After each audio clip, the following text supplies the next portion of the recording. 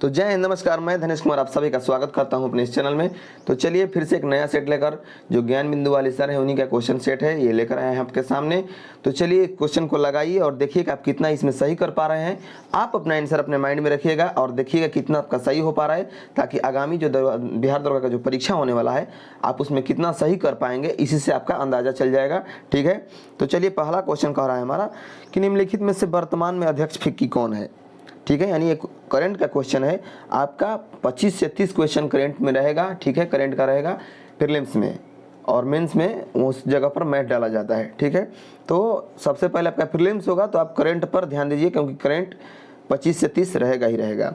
ठीक है, पहला क्वेश्चन कह रहा है कि निम्नलिखित में से वर्तमान में अध्यक्ष फिक्की कौन है। तो कौन है फ्रेंड, तो ये है इसमें आपका अरुण चावला। ठीक है, यानी ऑप्शन नंबर जो आपका बी सही है, ऑप्शन नंबर बी सही है। अरुण चावला जो है अध्यक्ष फिक्की हैं। ठीक है, मैंने फिक्की का अध्यक्ष हैं। और जो दिलीप संघानी है ये है इफ्को का अध्यक्ष। ठीक है, ये इफ्को जो है हमारा, तो इफ्को का अध्यक्ष ये है कौन, दिलीप संघानी। ठीक है, और आर दिनेश जो है ये है भारतीय उद्योग परिसंघ के उद्योगज। ठीक है, अध्यक्ष हैं आर दिनेश। ये आर दिनेश जो है ये है कौन, भारतीय उद्योग परिसंघ के अध्यक्ष। ठीक है, आगे बढ़ते हैं। 2 नंबर क्वेश्चन कह रहा है कि 74वां गणतंत्र दिवस 2023 में किस देश के मुख्य अतिथि भारत आए थे। जब 74वां गणतंत्र दिवस यानी 26 जनवरी मना 2023 में, 26 जनवरी 2023 को किस देश के मुख्य अतिथि भारत आए थे। तो इसमें आपका हो जाएगा 2 का सी, यानी मिस्र के जो, ठीक है, मिस्र के जो है अतिथि जो है भारत आए थे। ठीक है, वो कौन थे, तो वो थे आपके मिस्र के राष्ट्रपति। ठीक है, मिस्र के राष्ट्रपति अब्देल फतेह अल सीसी। ठीक है, उनका नाम था अब्देल फतेह अल सीसी। वो मिस्र के राष्ट्रपति थे। वो हमारे भारत के जो 26 तारीख को यानी 26 जनवरी को गणतंत्र दिवस मना, उसमें वह मुख्य अतिथि के रूप में आए थे। ठीक है फ्रेंड, आगे बढ़ते हैं। 3 नंबर क्वेश्चन कह रहा है कि हाल ही के दिनों में किस राज्य की चंबा चंपल को GI टैग का मिला। ठीक है, GI का टैग मिला, G1 नहीं है, सॉरी, GI का टैग मिला। हाल ही के दिनों में किस राज्य की चंबा चंपल को GI का टैग मिला। ठीक है, GI टैग। तो अब किस राज्य की फ्रेंड, तो इसमें हो जाएगा 3 का बी, यानी हिमाचल प्रदेश की जो चंबा चंपल है उनको GI टैग मिला। ठीक है फ्रेंड, आगे बढ़ते हैं। 4 नंबर क्वेश्चन कह रहा है जलवायु परिवर्तन प्रदर्शन सूचकांक 2023 में प्रथम स्थान डेनमार्क को प्राप्त हुआ। इसमें भारत को कौन सा स्थान मिला है। मतलब जो जलवायु परिवर्तन प्रदर्शन सूचकांक था 2023 में हुआ, उसमें प्रथम स्थान डेनमार्क को प्राप्त हुआ, तो भारत को कौन सा हुआ। तो आप अपना आंसर सोच लिए होंगे, तो आपका 4 का होगा डी, यानी 8वां स्थान जो था फ्रेंड, 8वां स्थान हमारा भारत का। ठीक है, ठीक है, हमारा जो भारत देश है उसमें 8वां स्थान था, किसमें, जलवायु परिवर्तन प्रदर्शन सूचकांक में। ठीक है फ्रेंड, 5 नंबर क्वेश्चन कह रहा है कि सोने की एक समान कीमत शुरू करने वाला पहला राज्य बना है, कौन सा। ठीक है, सोना की एक समान कीमत शुरू करने वाला पहला राज्य कौन बना है। तो इसमें हो जाएगा आपका 5 का ए। ठीक है, यानी केरल। जो केरल है वह सोने का, यानी सोना जो गोल्ड होता है, गोल्ड, वह एक समान कीमत शुरू करने वाला पहला राज्य बन गया है। ठीक है फ्रेंड, आगे बढ़ते हैं 6 नंबर क्वेश्चन के साथ। 6 नंबर क्वेश्चन करें, हाल ही के दिनों में किस संस्थान द्वारा कृत्रिम हृदय तैयार किया गया है। मतलब कृत्रिम हृदय समझ रहे हैं ना, कि मतलब हृदय जो है यानी जो हमारा हार्ट है उसको बनाया गया है, मतलब कृत्रिम हो गया है, प्रकृति नहीं, जो भगवान के द्वारा हमारे शरीर में रहता है वो नहीं, उसको आदमी ने यानी डॉक्टर ने बनाया है। तो किस संस्थान के द्वारा, तो ये बनाया गया है आपके 6 का हो जाएगा सी। ठीक है फ्रेंड, यानी IIT कानपुर, यानी IIT कानपुर के तहत जो संस्थान है IIT कानपुर, उसके तहत कृत्रिम हृदय तैयार किया गया है। ठीक है फ्रेंड, 7 नंबर क्वेश्चन कह रहा है हाल ही के दिनों में किस देश ने मिसाइल रक्षा प्रणाली आयरन बीम का परीक्षण किया है। जो आयरन बीम मिसाइल है रक्षा प्रणाली वाला, उसका जो परीक्षण है किस देश ने किया है। तो ये किया है आपका 7 का हो जाएगा फ्रेंड बी, यानी इजराइल। इजराइल ने आपका क्या किया है, आयरन बीम मिसाइल का परीक्षण किया है। ठीक है फ्रेंड, 8 नंबर क्वेश्चन देखते हैं। हाल ही के दिनों में किस राज्य के वन्य जीव बोर्ड ने नए tiger reserve Durgavati tiger reserve को मंजूरी दी है। किस राज्य के वन्य जीव बोर्ड ने टाइगर रिजर्व यानी दुर्गावती टाइगर रिजर्व को मंजूरी दी है। ठीक है, तो किसको दिया है फ्रेंड, किस राज्य ने, 8 का हो जाएगा आपका ऑप्शन नंबर डी यानी मध्य प्रदेश। ठीक है फ्रेंड, मध्य प्रदेश राज्य ने जो मध्य प्रदेश के वन्य जीव बोर्ड है उसने दुर्गावती टाइगर रिजर्व को मंजूरी दी है। ठीक है फ्रेंड, आगे बढ़ते हैं। 9 नंबर क्वेश्चन कह रहा है 9 नंबर के साथ कि सुश्री सीमा पुनिया को अर्जुन पुरस्कार 2022 प्रदान किया गया, इसका संबंध किस खेल से है। देखिए गेम से बहुत सारा क्वेश्चन करता है। ठीक है, करंट में गेम से बहुत क्वेश्चन रहता है, मतलब आपको 6 से 7 क्वेश्चन गेम से ही मिलेंगे।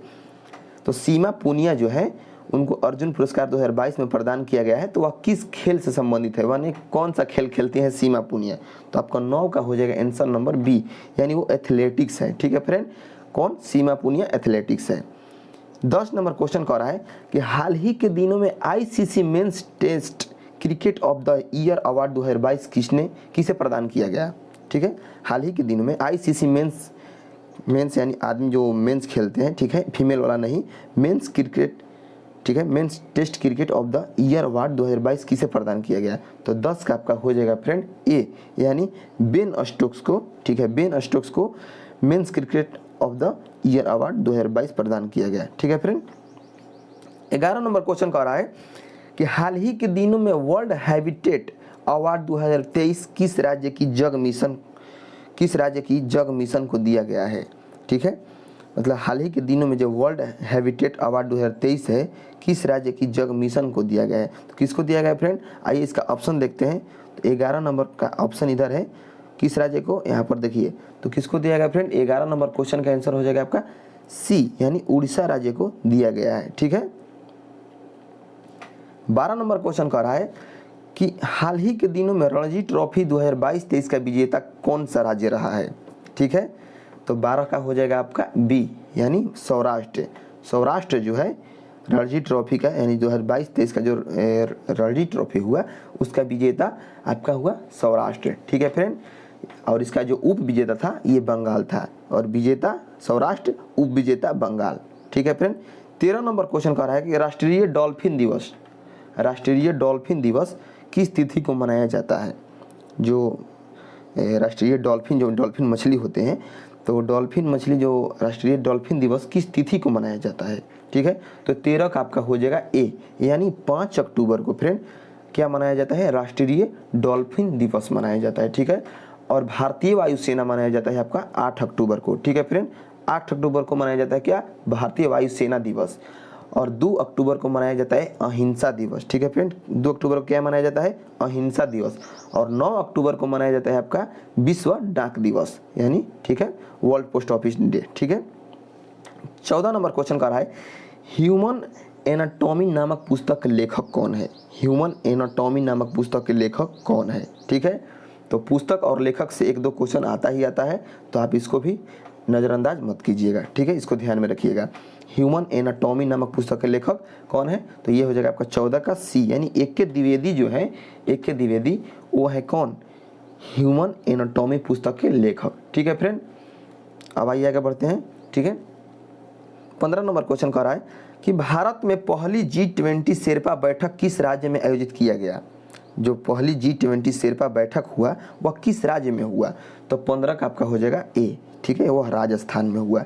ठीक है फ्रेंड, पहली G20 शेरपा बैठक किस राज्य में हुआ, राजस्थान में। ठीक है, आगे बढ़ते हैं 16 नंबर क्वेश्चन के साथ। बनास या आहाड़ संस्कृति के संदर्भ में विचार करना है। ठीक है, तो देखिए यहाँ पर पहला कथन है कि यह ताम्रपाषाण कालीन ग्रामीण कृषक संस्कृति थी, और दूसरा कथन हमारा कह रहा है यहाँ के लोग मिट्टी के बने घरों में रहते थे। ठीक है, बनास या आहार संस्कृति के संदर्भ में इसे विचार करना है, तो आपका 16 का हो जाएगा आंसर ए यानी जो केवल एक जो है वह सत्य है। ठीक है, यह ताम्रपाषाण कालीन ग्रामीण कृषक संस्कृति थी, कौन, बनास या आहार।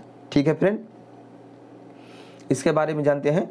जो इसका जो बनास और आहार संस्कृति है ये राजस्थान में है आपका। ठीक है, राजस्थान में है, और इसका जो प्रमुख स्थल है वह है आहाड़, बलाथल तथा गिलोंद, और आहाड़ को ताम्बावती माने ताम्रवती भी कहा जाता है। ठीक है फ्रेंड, और क्योंकि मतलब यहाँ पर बहुत बड़े पैमाने में तांबा मिला था। ठीक है, तांबा आप समझ सकते हैं ना, जो तांबा धातु होता है यहीं पर मिला था। ठीक है, आगे बढ़ते हैं। 17 नंबर क्वेश्चन कह रहा है कि निम्नलिखित में से किस मगध नरेश का उपनाम श्रेणिक था। श्रेणिक किस मगध नरेश जो थे, मतलब मगध का जो राजा थे उनका उपनाम श्रेणिक था। तो कौन थे? तो 17 का हो जाएगा आपका डी, यानी जो बिंबिसार थे, बिंबिसार उनका जो उपनाम था वह श्रेणिक था। ठीक है फ्रेंड, तो 17 का हो जाएगा आपका डी। ठीक है, आगे बढ़ते हैं 18 नंबर क्वेश्चन के साथ। कह रहा है कथनों पर विचार कीजिए। 18 नंबर क्वेश्चन, पहला कथन हमारा है कि भारतीयों ने यूनानियों से त्रक्षक प्रणाली और मुद्रा निर्माण कला को ग्रहण किया। भारतीयों ने यूनानियों से त्रक्षक प्रणाली और मुद्रा निर्माण कला को ग्रहण किया, यानी जो भारत के लोग हैं उन्होंने यूनान के लोग से त्रक्षक प्रणाली और मुद्रा बनाने की कला को ग्रहण किया। ये पहला कथन कह रहा है। और दूसरा कथन कह रहा है कि भारत में गंधार शैली का विकास ईरानियों के प्रभाव का परिणाम था। मतलब जो भारत में गंधार शैली का विकास हुआ ये ईरानियों का दिन है, यानी ये ईरानी सिखा कर गए थे। ठीक है, इसमें कौन सा कथन सही है हमें ये बताना है। तो 18 का जो है आपका ए कथन जो है सत्य है। ठीक है, 18 का ए, यानी भारतीयों को यूनानियों जो थे यूनानी उन्होंने छत्र प्रणाली और मुद्रा निर्माण कला को ग्रहण किया था। किसने? भारतीयों ने। किससे? यूनानी से। ठीक है फ्रेंड, आगे बढ़ते हैं। तो इसका कौन सा कथन होगा? आपका एक जो है 18 का ए सही है। ठीक है, 19 नंबर क्वेश्चन कह रहा है तिगवा का विष्णु मंदिर, यानी जो जबलपुर मध्य प्रदेश में है, तिगवा का विष्णु मंदिर तथा भीतरगांव का मंदिर, यानी जो कानपुर उत्तर प्रदेश में है, किस कला के महत्वपूर्ण अवशेष है? ठीक है, ठीक है, तो इसमें हो जाएगा आपका 19 का सी, यानी गुप्त कला। ठीक है, यहाँ पर कला नहीं होना चाहिए था फ्रेंड। ठीक है, कला भी हो सकता है या काल भी हो सकता है। तो ये जो मंदिर है दोनों, भीतरगांव का मंदिर और तिगवा का विष्णु मंदिर, ये किस कला से संबंधित है? ये गुप्त कला से। ठीक है, यानी गुप्त काल में जो कला होता था उससे संबंधित है। ठीक है फ्रेंड, आगे बढ़ते हैं। 20 नंबर क्वेश्चन कह रहा है कि निम्नलिखित में से किस गुर्जर प्रतिहार शासक के दरबार में बगदाद निवासी अल मसूदी भारत आया था? जो अल मसूदी जब भारत आया था, बगदाद का था, तो वह किस गुर्जर प्रतिहार शासक के दरबार में आया था? तो किस आया था? तो 20 का आपका हो जाएगा डी। ठीक है, वह महिपाल प्रथम के शासक जो थे, महिपाल प्रथम, उन्हीं के दरबार में आया था अल मसूदी। ठीक है, अल मसूदी। ठीक है फ्रेंड, तो आपका 20 का हो जाएगा ऑप्शन नंबर डी। और महिपाल प्रथम एक कुशल एवं प्रतापी गुर्जर प्रतिहार शासक था और इनका जो शासन काल में बगदाद निवासी आया था वह था इनका 915 से लेकर 916 ईस्वी के बीच में, उसी बीच में आया था अल मसूदी। ठीक है, आगे बढ़ते हैं 21 नंबर क्वेश्चन के साथ। 21 नंबर क्वेश्चन कह रहा है कि अरबी परंपरा के आधार पर भारत में नई मुद्रा व्यवस्था लागू करने का श्रेय निम्नलिखित में से किसको है? ठीक है, 21 नंबर क्वेश्चन आप देख सकते हैं, कह रहा है कि अरबी परंपरा के आधार पर, यानी अरब का जो परंपरा है उसके आधार पर भारत में नई मुद्रा व्यवस्था लागू करने का श्रेय निम्नलिखित में से किसको है? तो किसका है फ्रेंड? तो इसमें आपका हो जाएगा 21 का। ठीक है, 21 का हो जाएगा ऑप्शन नंबर बी, यानी इल्तुतमिश को। ठीक है, इल्तुतमिश को अरबी परंपरा के आधार पर, इल्तुतमिश ने अरबी परंपरा के आधार पर भारत में नई मुद्रा व्यवस्था लागू किया था। ठीक है फ्रेंड, 22 नंबर सूची को मिलान करना है। ठीक है, 22 नंबर का,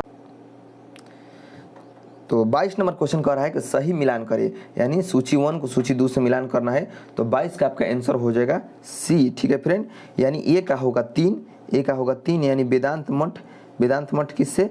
श्रृंगेरी से। ठीक है, और बी का आपका हो जाएगा 1, यानी बी का गोवर्धन मठ किससे है संबंधित? जगन्नाथपुरी से। ठीक है फ्रेंड, और सी का किससे संबंधित है? सी का संबंधित है आपका 2 से, यानी शारदा मठ जो है द्वारका से संबंधित है। और ज्योति मठ जो है आपका वो किससे संबंधित है? आपका बद्रिक आश्रम से। ठीक है, बद्रिक आश्रम से संबंधित है। कौन सा है? ज्योतिर्मठ। ठीक है फ्रेंड, 23 नंबर क्वेश्चन कह रहा है कि निम्नलिखित में से किसे दक्षिण का टोडरमल कहा जाता है? अच्छा क्वेश्चन है, किसे दक्षिण का टोडरमल कहा जाता है? तो किसे कहा जाता है फ्रेंड? तो 23 का आपका हो जाएगा ए, यानी मुर्शिद कुली खां को क्या कहा जाता है? दक्षिण का टोडरमल। और ये शाहजहां के युग में ही दक्षिण भारत में मुर्शिद कुली खां ने, शाहजहां के युग में दक्षिण भारत में मुर्शिद कुली खां जो था उसने कृषि विकास के लिए 10 साला, ठीक है, 10 साला व्यवस्था को अपनाया और इसलिए खुर्शीद खां को दक्षिण का टोडरमल कहा जाने लगा। ठीक है फ्रेंड, 24 नंबर क्वेश्चन कर रहा है कि 1765 से 1772 के काल को प्रसिद्ध भारतीय इतिहासकार ने डाकू राज्य कहा है। यानी 1765 से लेकर 1772 के काल को प्रसिद्ध भारतीय इतिहासकार, माने किस प्रसिद्ध इतिहासकार ने डाकू राज कहा था? मतलब उस कालखंड को 65 से 72 तक के कालखंड को किस इतिहासकार ने डाकू राज्य कहा है? तो आपका 24 का हो जाएगा सी। ठीक है फ्रेंड, के.एम. जो पणिक्कर थे इतिहासकार, उन्होंने डाकू राज्य कहा था उन कालखंड के बीच में, यानी 65 से लेकर 72 के बीच में। 25 नंबर क्वेश्चन कह रहा है कि लॉर्ड डलहौजी द्वारा विलय किए गए राज्यों का सही कालानुक्रम अनुसार अवस्थित करें। ठीक है, कालानुक्रम अनुसार व्यवस्थित करना है। तो आपका 25 का हो जाएगा फ्रेंड, 25 का बी। ठीक है, 25 का होगा क्या? बी। यानी आपका हो जाएगा कौन कौन, मतलब सही सही क्रम है तो पहले बगहाट हो जाएगा, उसके बाद होगा आपका उदयपुर। ठीक है, उसके बाद आपका हो जाएगा 2 यानी झांसी। ठीक है, इसके बाद आपका 3 यानी नागपुर, उसके बाद है करौली। ठीक है, मतलब इस कालानुक्रम के अनुसार जो लॉर्ड डलहौजी था वह उसको विलय किया था अपने राज्य में। ठीक है, पहले किया था किसको? बगहाट को, फिर किया था उदयपुर को, फिर किया था झांसी को, फिर किया था नागपुर को, उसके बाद किया था करौली को। तो फ्रेंड आपका 25 क्वेश्चन खत्म हो चुका है। अगले हम सेट में, अगले वीडियो में 25 क्वेश्चन फिर से लेकर आएंगे और आपकी तैयारी को हम बेहतर से बेहतर बनाएंगे। और अब की बार दरोगा का वर्दी छोड़ना नहीं है आपको, और ज़्यादा से ज़्यादा मेहनत कीजिए, क्योंकि भर्ती है, वैकेंसी है, वह जल्द ही आने वाली है। तो आप इतना सेट लगाइए, क्योंकि आपका तैयारी जो है, आप सेट अगर लगा रहे हैं तो आपका तैयारी पूरा हो चुका है, तभी आप सेट लगाने आए हैं। और आप तैयारी नहीं भी पूरा हुआ है, अगर इस सेट को हमारे जो ज्ञान बिंदु वाले सर हैं उनका सेट को अगर 6 महीने तक आपका अगर इस लगा लेते हैं, तो हम आपको विश्वास दिलाते हैं कि इसमें आपको लगभग आप 80% क्वेश्चन सही कर पाएंगे। ठीक है फ्रेंड, तो आप एक बार जरूर इनका क्वेश्चन को पढ़ते रहिए और हमारे वीडियो को देखिए और चैनल को सब्सक्राइब कीजिए और वीडियो को शेयर भी कीजिए, ताकि और भी भाई जो दरोगा की तैयारी कर रहे हैं उनके पास हमारे जो ये वीडियो है, ये जानकारी है, जो व्याख्या सहित हम बता रहे हैं, ये पहुँच पाए। ठीक है, और आपको काफ़ी से काफ़ी मदद मिले। तो जय हिंद, मिलते हैं अगले वीडियो में।